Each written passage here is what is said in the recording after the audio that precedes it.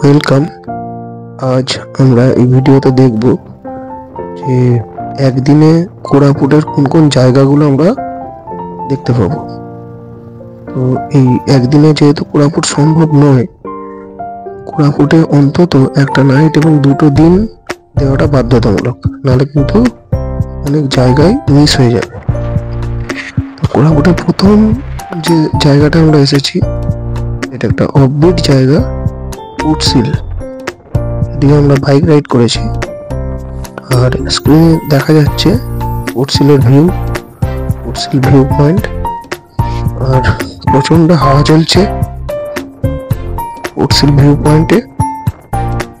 আর আমার পেছনে যে কটেজ দেখা যাচ্ছে, এই কটেজগুলো অ্যাকচুয়াল ওড়িশা গভর্নমেন্টের কটেজ।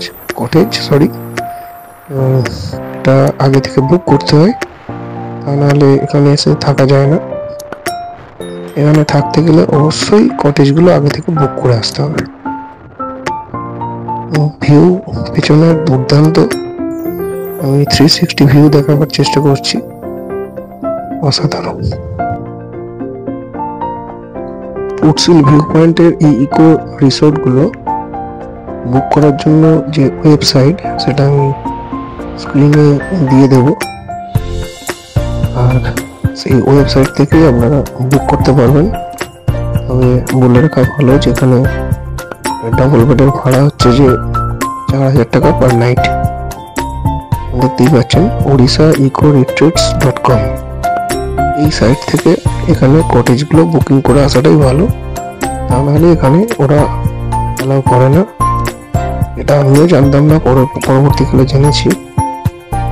আর এখানে থাকার মতো কোনো প্ল্যানও আমার ছিল না, যদিও যাদের মনে হয় যে এখানে অন্তত 1-2 দিন কাটাবেন, তারা অবশ্যই ওই সাইট থেকে বুক করে আসবেন। আর এই উটশিলের ভিউ দুর্দান্ত একটা ভিউ।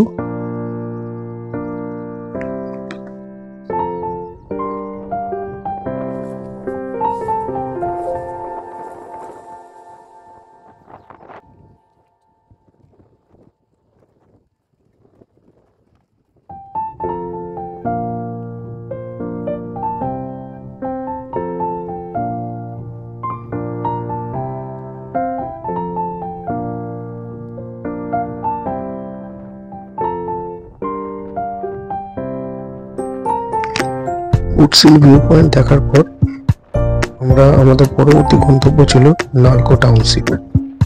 আর এই নালকো টাউনশিপ যাওয়ার যে রাস্তাটা উটশিল থেকে, সেটাও অসাধারণ। আমরা এগিয়ে চলেছি নালকো টাউনশিপের দিকে।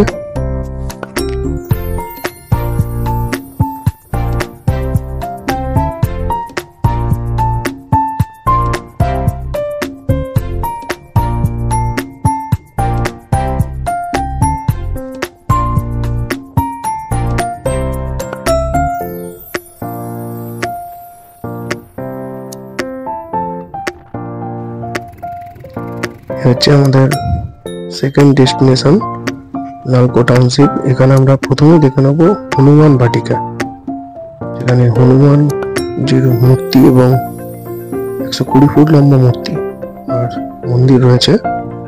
আমরা এখানটা দেখে তারপর পরবর্তী গন্তব্যের দিকে এগিয়ে যাব।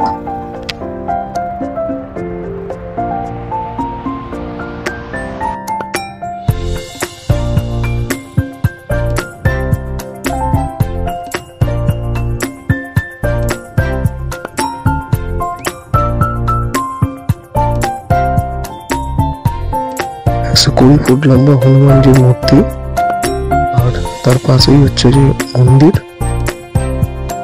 এবং পার্ক আছে। পার্কে সময় কাটানো যায় বেশ কিছুক্ষণ।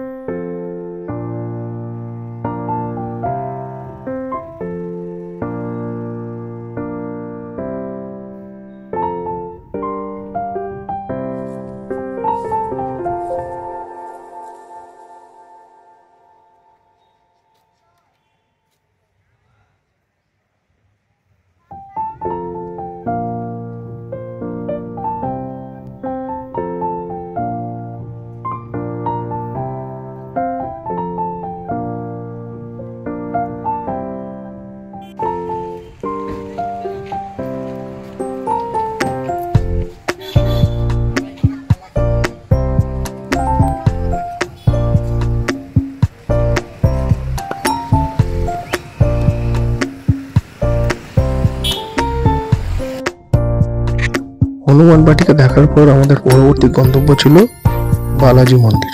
আমরা সেই দিকে এগিয়ে চলেছি বালাজি মন্দির দেখার জন্য।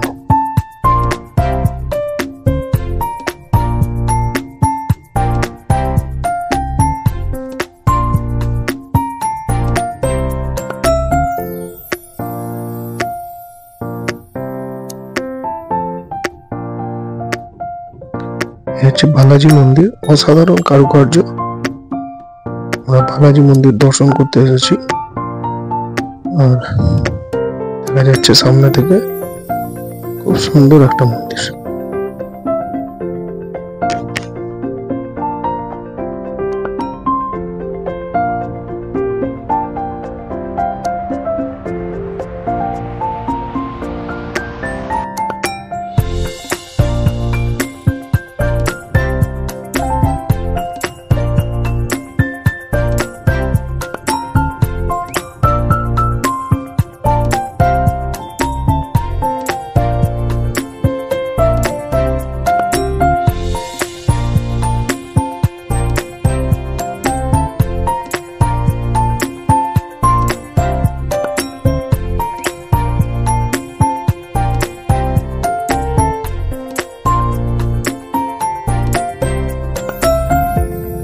বালাজি মন্দির দেখার পর আমাদের পরবর্তী গন্তব্য ছিল নালকো রেড মাড পন্ড।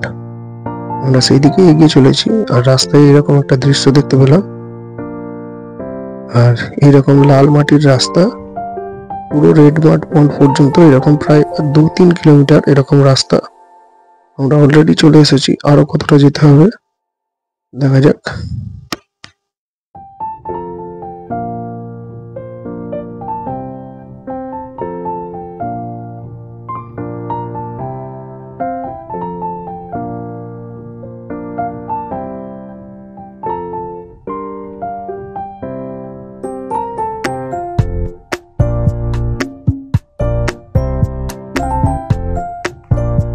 হচ্ছে অ্যাশ পন্ড এবং উল্টো দিকে রয়েছে রেড মাড পন্ড।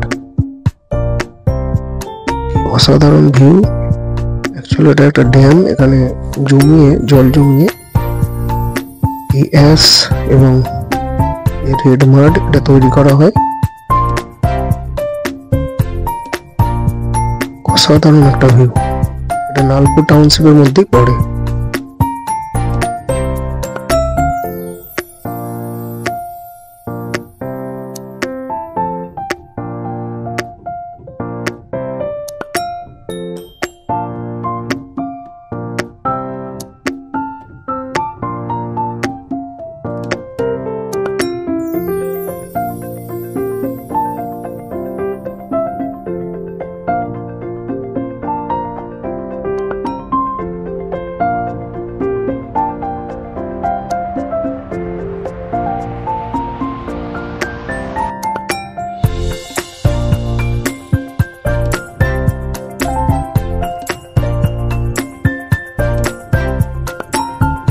প্রথম দিনের আমাদের শেষ গন্তব্য হচ্ছে দেওমালি, ওড়িশার হাইয়েস্ট পিক।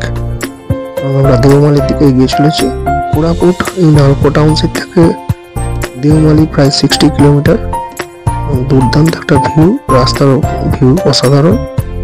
এই রাস্তা দিয়ে আমরা দেওমালির দিকে এগিয়ে চলেছি।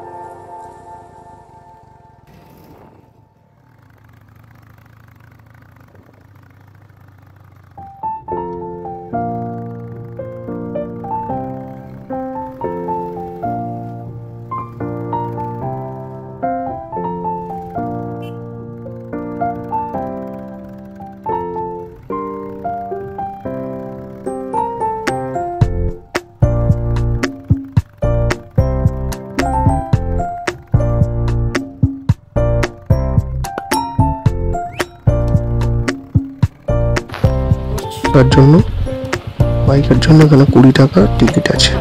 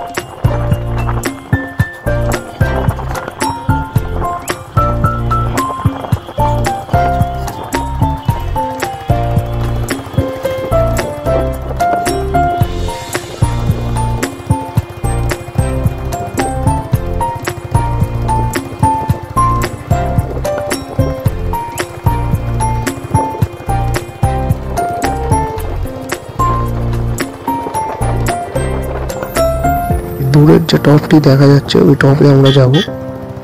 আর রাস্তাটা অসাধারণ, দু সাইডে প্রচুর গাড়ি এসেছে পিকনিক করার জন্য।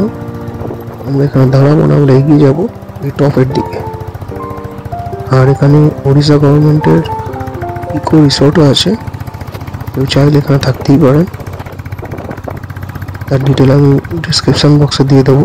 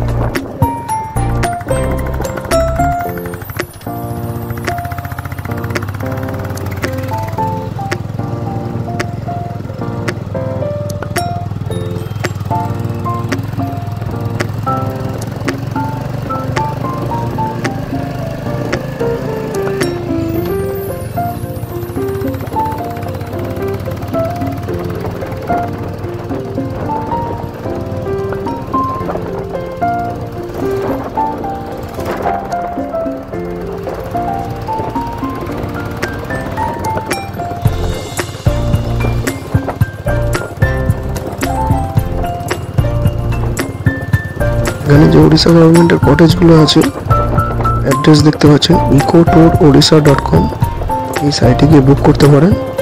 মানে ডাবল বেডের যে কটেজগুলো আছে সেগুলো 5,000 টাকা পার ডে ভাড়া।